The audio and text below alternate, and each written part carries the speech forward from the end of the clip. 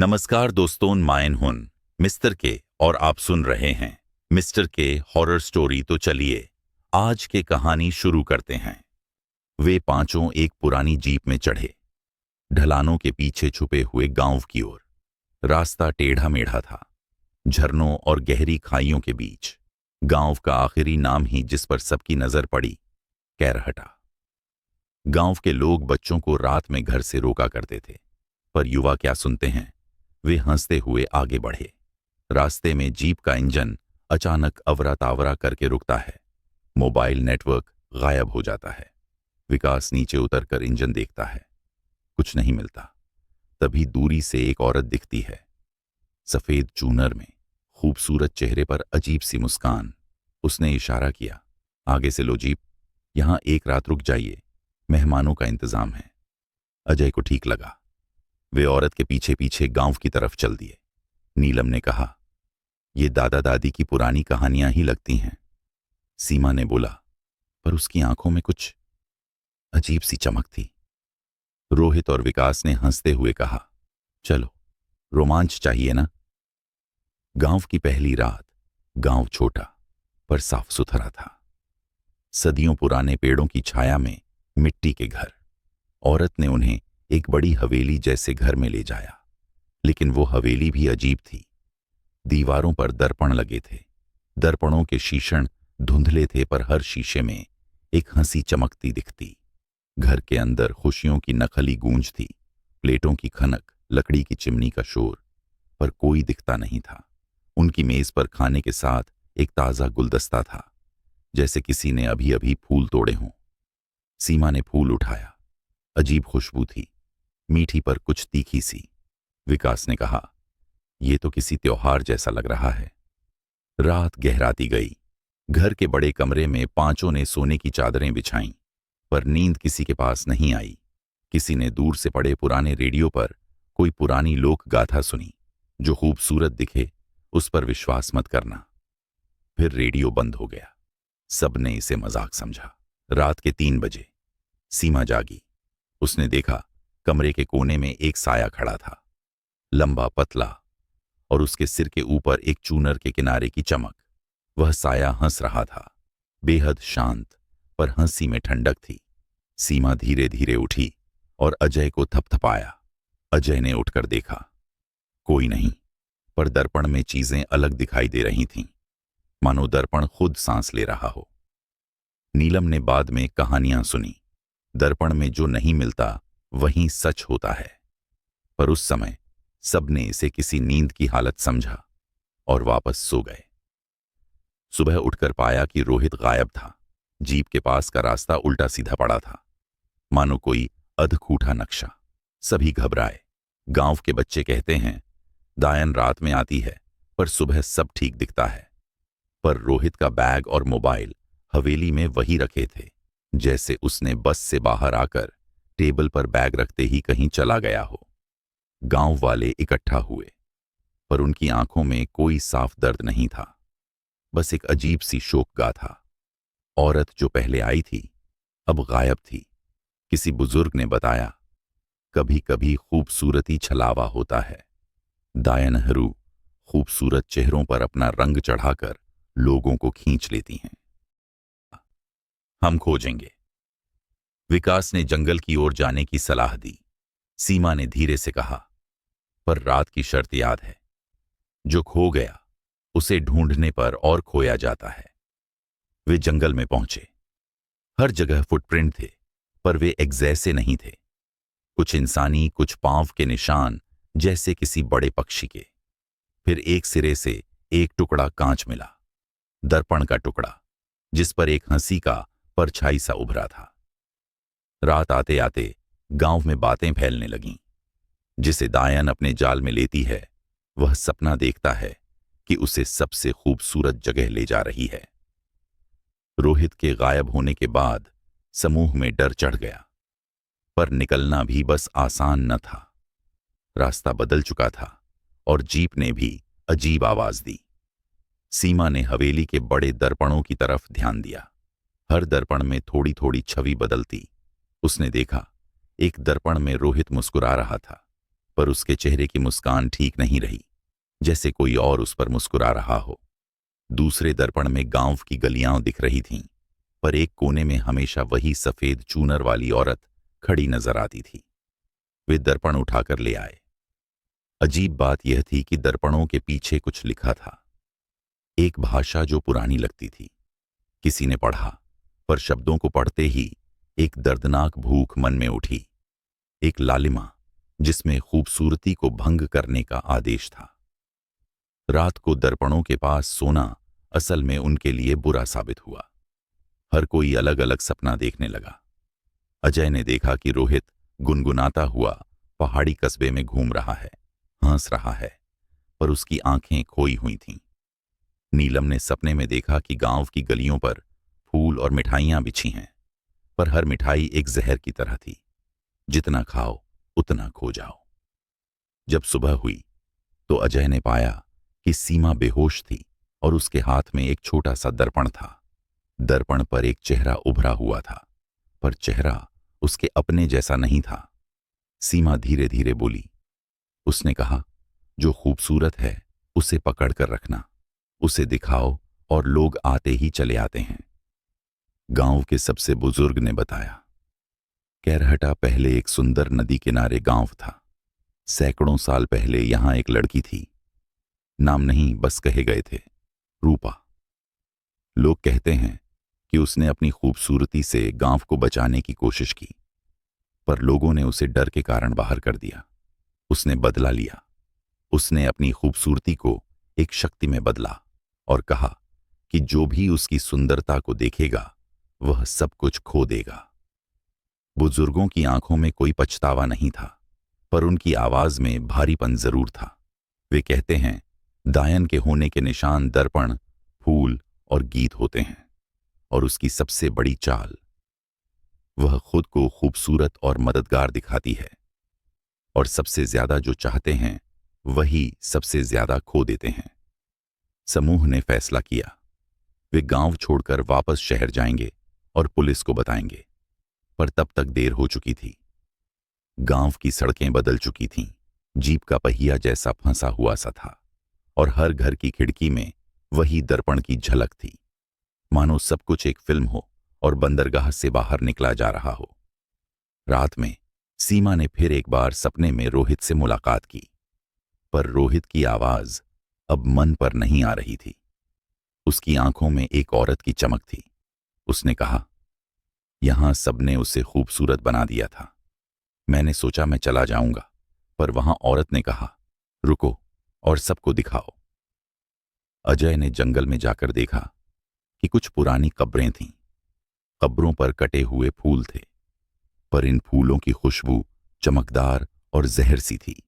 उसने एक कब्र खोली और पाया एक दर्पण टूटा हुआ और उसमें किसी लड़की का चेहरा, खूबसूरत पर आंखें खाली। एक रात पेड़ के नीचे एक पुरानी डायरी पाई, जिसमें लिखा था, खूबसूरती की कीमत याद रखो। उसने हमें मांगा और हमने दिया। डायरी में गांव के लोगों के नाम थे, और हर नाम के सामने एक तारीख जब कोई गायब हुआ। यह सूची कई पीढ़ियों की थी। समूह अब समझ चुका था कि यह केवल एक भूत कथा नहीं, यह एक चक्र है। दायन सुंदरता के बहाने लोगों को अपनी ओर खींचती और फिर उन्हें किसी और भीड़ में खो दिया करती।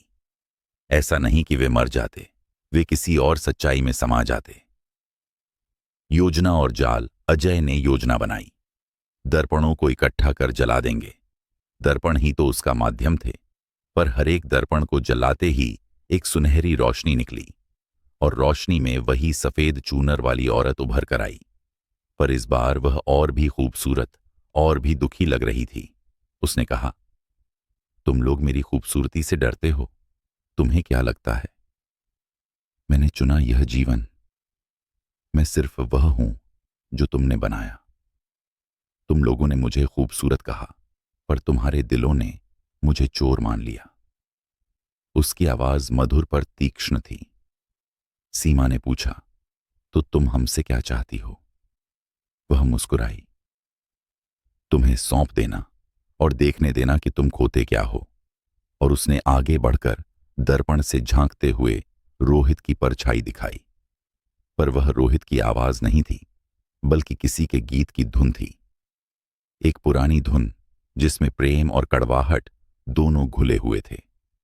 अजय ने दर्पण फेंककर आग में डाल दिए, पर दर्पण जलते ही वहां से एक ठंडी धुंध निकली और सब कुछ अंधेरा हो गया।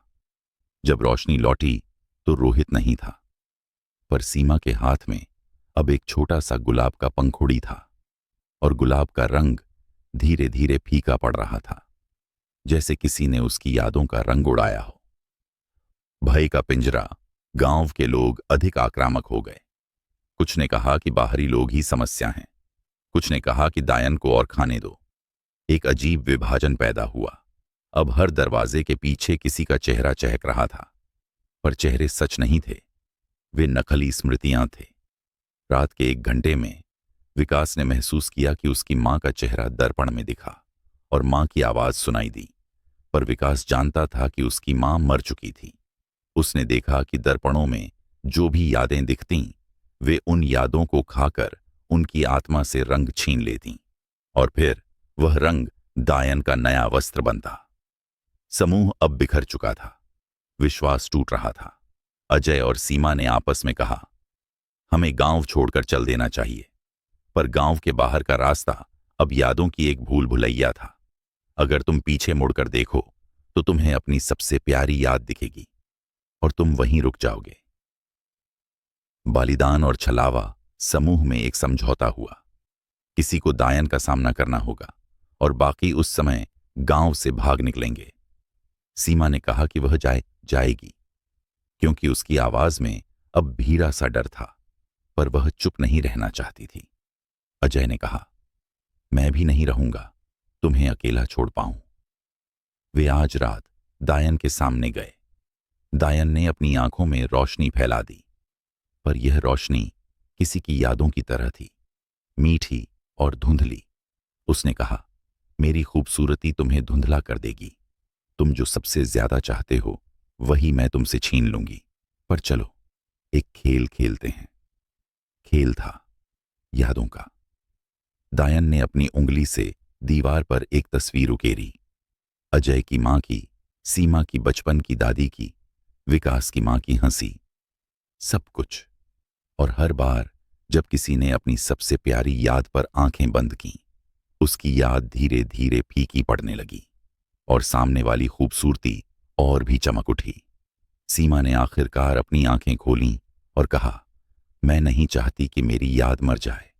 और उसने दायन से कहा, तू जो चाहती है ले ले, पर किसी और की याद ना छीन। दायन ने देखा और उसके चेहरे पर पहली बार कुछ नरमी दिखी। उसने कहा, तुमने जो आज कहा वह सच है, पर खूबसूरती की भूख बड़ी है। उठकर दायन के पास जाकर एक कदम आगे बढ़ाया और अचानक दायन ने खुद को खोला, पर उसका खोल टूटते ही उससे एक भीनी सी पीड़ा निकली। वह पीड़ा एक लंबी कहानी थी, एक लड़की जिसे दूर कर दिया गया था। सीमा ने उस पीड़ा को सुना और अपनी आंखों में आंसू भर लिए। उसने दायन से कहा, तुम खूबसूरत हो, पर तुम्हारी खूबसूरती ने तुम्हें कैद कर दिया है। अगर तुम चाहो हम तुम्हें आजाद कर देंगे। दायन ने कहा, तुम लोगों ने कभी समझा नहीं। तुमने कहा कि मैं दुष्ट हूं, पर तुम्हारा डर ही मुझे मजबूत करता है। सीमा की बात सुनकर दायन झंझोड़ गई और अचानक उसने एक मौका दिया। अगर तुम मेरी सबसे कीमती चीज वापस ला सको तो मैं सब कुछ छोड़ दूंगी। एंटिम मोड। दायन की सबसे कीमती चीज क्या थी? वह चीज थी रूपा की असल पहचान। कोई वस्तु नहीं, बल्कि एक नाम और स्मृति। दायन की सच्ची आजादी के लिए किसी को उसकी सच्ची पहचान याद दिलानी होगी, और उसके लिए किसी को उसकी सच्ची आत्मीय आवाज कहनी होगी। सीमा ने अपने दिल से खुद से बात की। उसने रोहित के लिए गाना शुरू किया। वे वही पुराना गीत जो रोहित ने गर्मी में गुनगुनाया करता था। और जैसे ही उसने गीत गाया, एक और चमत्कार हुआ। रोहित की परछाई दर्पण से बाहर निकल आई, पर वह अब कोई परछाई नहीं रही। वह खुद रोहित था, पर उसकी आंखों में अब वह चमक न थी। उसकी आंखें खाली थीं, पर सीमांत गाने के बीच रोहित की असल यादों ने एक छोटा सा द्वार खोल दिया। और रोहित ने अपनी आवाज निकाली, मुझे निकालो, मुझे यहां से निकालो। वे सबने साथ मिलकर रोहित को उस दायन के जाल से खींचा, पर जैसे ही रोहित को छूने की कोशिश की गई, दायन ने एक चिल्लाहट भरी और हवेली के हर दर्पण ने बार बार उसकी आवाज को दोहराया। पर इस बार दर्पणों की चमक फीकी पड़ गई। दायन ने आखिरकार झंझोड़कर अपनी असल पहचान दिखा दी। वह लड़की थी जो कभी प्यार की तलाश में थी और अब बदले की आग में जली। सीमा ने धीरे धीरे कहा, हमें तुम्हारी सच्ची कहानी बताओ। दायन ने यादों का बोर खोल कर दिखाया और सबने देखा कि उसके अंदर भी प्यार, धोखा और दर्द भरे हुए थे। सीमा ने दायन को गले लगाया, जैसे किसी अजनबी की भी अपनत्व की जरूरत हो, और दायन की सख्त सी ठंडक धीरे धीरे पिघलने लगी। जिस पल दायन की सच्ची कहानी सामने आई, हवेली की दीवारों से दर्पणों का प्रभाव कम हुआ। जो लोग दायन के वश में थे वे वापस आने लगे, पर फिर भी जो लौटे थे उनके अंदर कुछ कमी रह गई थी। कुछ यादें फीकी पड़ चुकी थीं। रोहित वापस आया, पर उसके चेहरे पर अब एक दूरी थी, मानो उसने कुछ खो दिया हो जिसे वापस नहीं पाया जा सकता। गांव के लोगों ने अपनी आंखों में पछतावा लिए अपने पुराने तरीके बदल दिए, पर कितनी देर तक, समय बताएगा। दायन ने कहा, तुमने मुझे खूबसूरती कहा और मैं खूबसूरती बनकर बिखर गई। मैं आभारी हूं कि तुमने मेरी कहानी सुनी, पर याद रखना, हर खूबसूरती खुश करने वाली नहीं होती। समूह अपने सफर पर निकला, पर उनकी आंखों में अब एक अलग सी ताजगी और भी सावधानी थी। सीमा ने अपने नोटबुक में लिखना शुरू किया, कहानी को बताना जरूरी है ताकि लोग समझें कि सुंदरता कभी छलावा भी होती है। उन्होंने वादा किया कि कभी भी किसी अनजाने जादू में खुद को नहीं खोएंगे, और अगर कोई खूबसूरती बहुत आसान लगे तो वे उससे सवाल करेंगे। पर अंत में जब वे जीप की तरफ हिले तो दूर से एक सफेद चूनर की परछाई फिर दिखी, पर यह इस बार भूली भटकी सी लगती थी और उसकी मुस्कान में कुछ नरमी थी, मानो दायन भी अब सीख गई थी कि खूबसूरती में माफी भी संभव है।